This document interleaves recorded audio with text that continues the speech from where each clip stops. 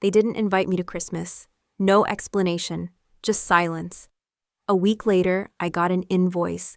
Not a message, not a call. A bill for $52,000 to cover my sister's wrecked car. And that's when I realized my family never saw me as one of them. Just a wallet with legs. Don't forget to like, share, and subscribe if this left you speechless already. You haven't even heard the part that made them cry in front of the whole neighborhood. Last December, while everyone was decorating trees and pretending to love each other, I was sitting in my cold apartment with 2 space heaters and a frozen lasagna. Alone. I wasn't broke, not anymore, but I didn't let them know that. I hadn't spoken to my family much in the last 2 years. Ever since I stopped funding their drama, they treated me like I disappeared. No calls, no texts. Then came the group message on Christmas Eve. We decided to keep it small this year. Hope you understand. I wasn't shocked. I was used to their subtle rejections. What did sting was the Instagram post my cousin uploaded 3 hours later. A full-blown luxury cabin party, matching pajamas, chef-cooked dinner, even a violinist, and not a single empty seat. Still, I stayed quiet. I could have called them out. I could have flexed. But I didn't, because I had a plan. Then came the invoice. It was emailed by my dad. An actual PDF. It said, "Sophia, since you weren't with us for Christmas, we're asking you to contribute in another way. Your sister wrecked her car, and insurance didn't cover it. $52,187 is your share." I laughed. I actually laughed out loud. The same sister who once told me I was a failure in yoga pants and said I'd never make it without Daddy's help. Now her accident was suddenly my responsibility. They didn't know that while they were gossiping about me in group chats, I was quietly building a 6-figure custom furniture business, all by hand, all alone. I used to cry after every shift, sanding wood with bloody palms, but I kept going. No loans, no help, just grit. And now I had one thing they didn't: leverage. But instead of ignoring the bill, I decided to pay it, publicly, in front of the entire family. I sent a group message and said I'd be attending Aunt Carol's birthday dinner next week. Everyone would be there. Perfect. What I brought with me made jaws drop and my stepmom literally leave the table. I walked into Aunt Carol's birthday dinner like a ghost returning to haunt the living. Dressed in plain jeans, no designer labels, no makeup, just me. The same Sophia they used to call emotionally unstable and too sensitive to survive life. I didn't smile. I didn't greet anyone. I just placed a sleek black envelope on the table and slid it toward my dad. He looked confused. My stepmom, Janice, shifted in her seat like she knew something was coming. "Is this what I think it is?" my dad asked.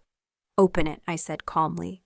Inside was a cashier's check for exactly $52,187, the same amount they invoiced me for.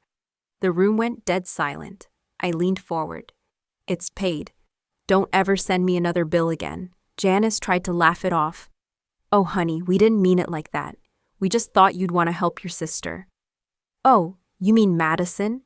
I turned to my sister, the one who told everyone I was too dumb to run a business, and asked if I still lived in that rat box apartment. Madison looked like she wanted to melt into her seat. I was just joking. "Yeah," I said. "So was I. When I told you I'd never outgrow being the family embarrassment." That's when I pulled out my phone.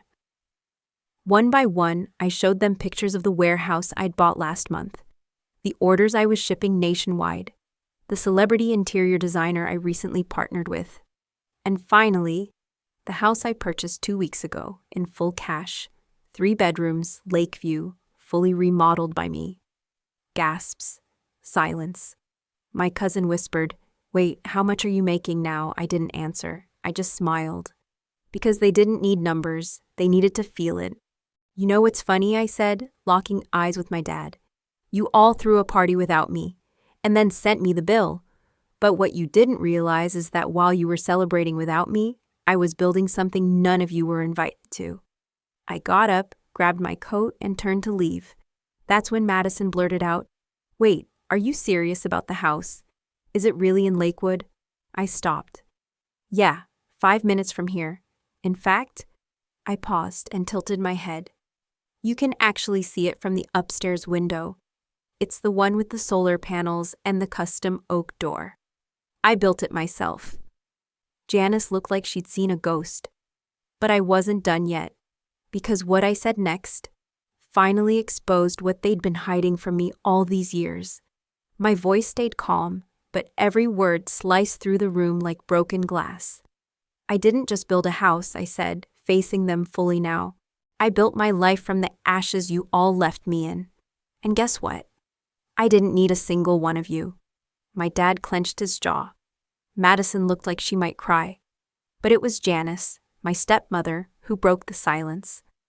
Well, since you're doing so well now, she said, with that fake sweet smile she always wore before saying something venomous, maybe you'd consider helping with the family trust. You know, since your father's health isn't what it used to be. My blood boiled. That trust? The one they forgot to include me in after Mom died. The one they said wasn't necessary for someone like me. I took a deep breath. The same trust you rewrote without me after Mom passed. The one you locked me out of while pretending it was just about paperwork delays? Janice blinked, caught off guard. I found Mom's original will, I said quietly. And guess what? It was never supposed to exclude me. She left me her shares, her savings, and half the lake house. My dad's face turned red. You don't understand how things work. No, I cut him off. You don't. You thought I was too weak to fight. But I hired a forensic lawyer, and we found everything. Gasps rippled around the room. Aunt Carol dropped her fork. Madison covered her mouth. Then I dropped the final blow.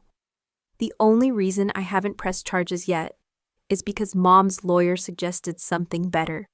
Something civil but public. Janice's voice cracked. You wouldn't. I leaned in. I already did. Check your mail tomorrow. Court dates printed on top. They thought I was still the girl they could mock, exclude, and use when it was convenient. But that girl was gone, and the woman who replaced her, she knew her worth. And how to make sure they never forgot it again. As I turned to leave, my dad muttered behind me. You think you're better than us now, huh? I paused at the door. No, I said, without looking back. I've always been better. You just didn't want to see it.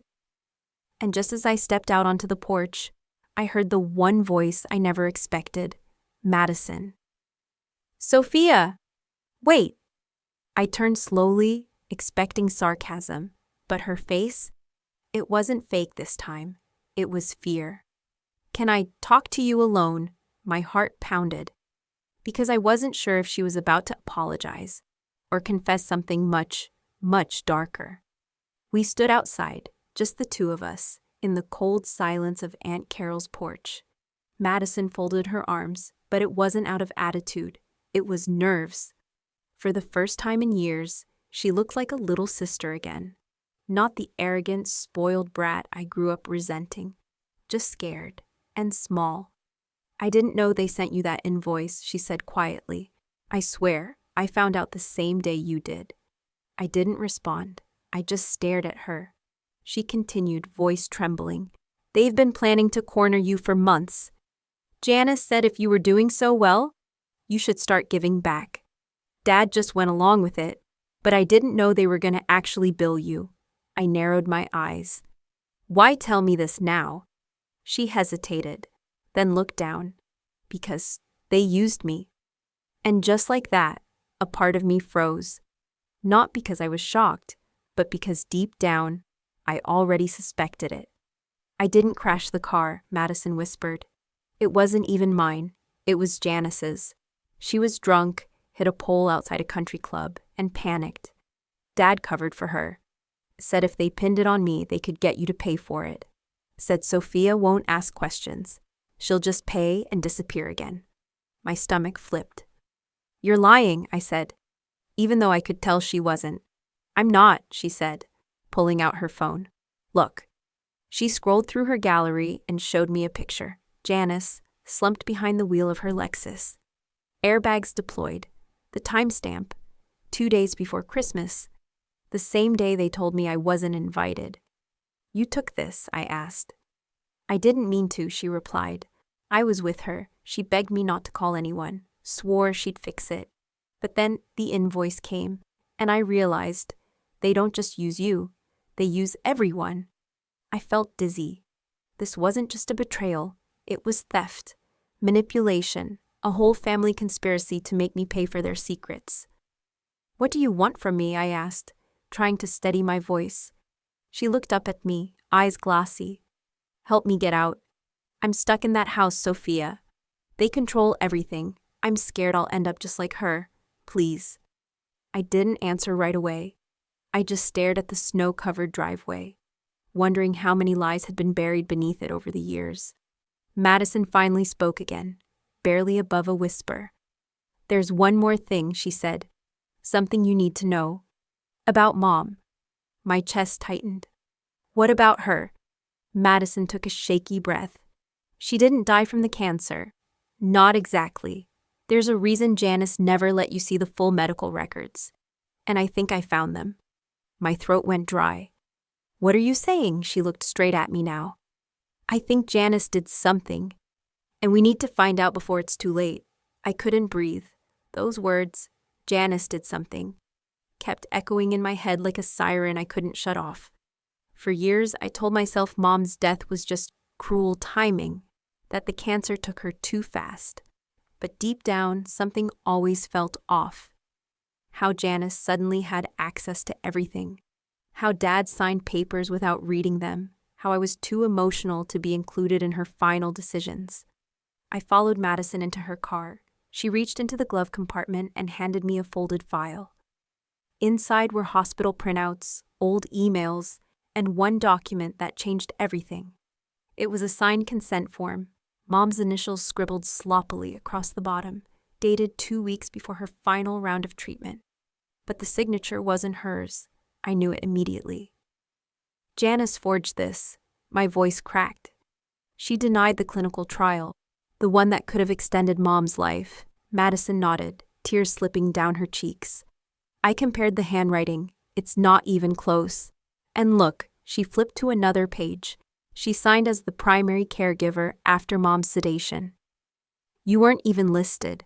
I felt everything I had buried for years rise up like a storm. The hospital visits Janice blocked. The unanswered calls. The funeral she planned without asking me anything. She didn't just manipulate us. She erased Mom's choices. "I want justice," I said. My voice wasn't trembling anymore. "Not just for me, for Mom." Madison hesitated. "Are you sure?" "Once we go after them, there's no going back." I turned to her slowly. "They already burned the bridge. I'm just lighting what's left." By Monday, my lawyer had the documents. We filed a civil suit against Janice and my father for medical fraud, forgery, and misappropriation of inheritance assets. But I didn't stop there. I made a public video, calm, clear, telling the world what happened. I didn't name names. I didn't need to. The truth spoke loud enough. That video reached over 2 million views in a week. Support flooded in. Strangers, old friends, even people who knew Janice and had stories of their own. And my business tripled in sales. But the best part wasn't revenge. It was reclaiming the voice they tried to silence for years. I bought Mom's favorite painting from an old gallery she used to visit. I hung it in my new home, right over the fireplace. Every time I look at it, I remember who I fight for. Not just myself, but every person who's ever been lied to, underestimated, or betrayed by the people they trusted most.